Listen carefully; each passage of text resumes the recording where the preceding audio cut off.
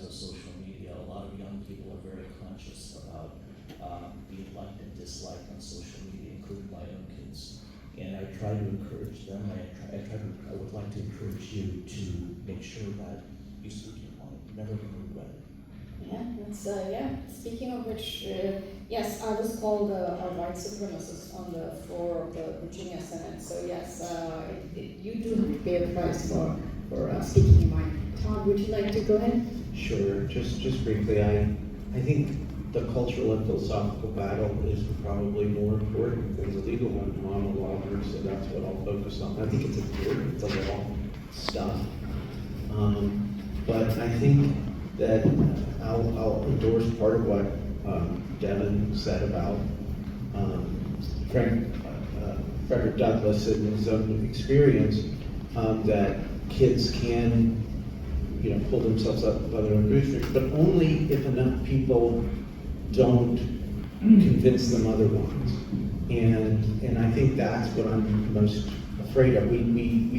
By the culture, I mean, we need a shared culture in America of believing in true equality under law, and that's not equity, that's true equality. But beyond that, we need the much mocked Horatio Alger kind of belief that I think is, maybe in that form, not perfect for today, but it's actually much more important to convince people that racism isn't holding you down.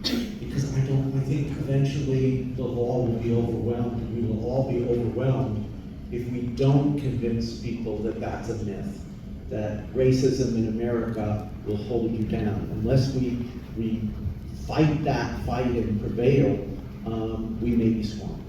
Thank you. Devin, finally? Yeah, oh, good. Wow, okay.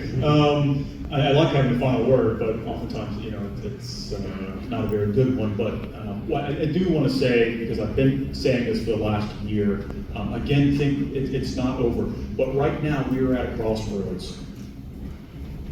In thinking about history, oftentimes we don't know we're sort of in a moment where things are shifting, things are changing, and there's an opportunity to make change in the way that you want to make it. We know it. We're in that moment right now. And we ought to be very careful about two things: not letting it pass, and being smart about how we take advantage of it.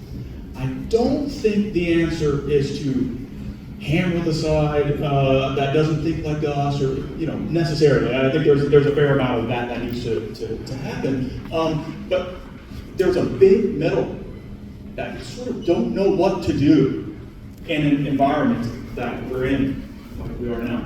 I think the key is to persuade our fellow Americans that our view is right and good, and that we really want to move forward as a country, as Americans, as human beings, the way in which we envision it. So the data is important, ensuring that we're not alienating people who could really join our camp, and being persuasive, I think, is really important at a time that we have right now where we know we're in a moment. We have a chance to really pivot to our side of things. Thank you. Thank you, Kendall, Lee, Todd, and Devin, for sharing your perspective, your knowledge. This was very valuable. Thanks again for being here.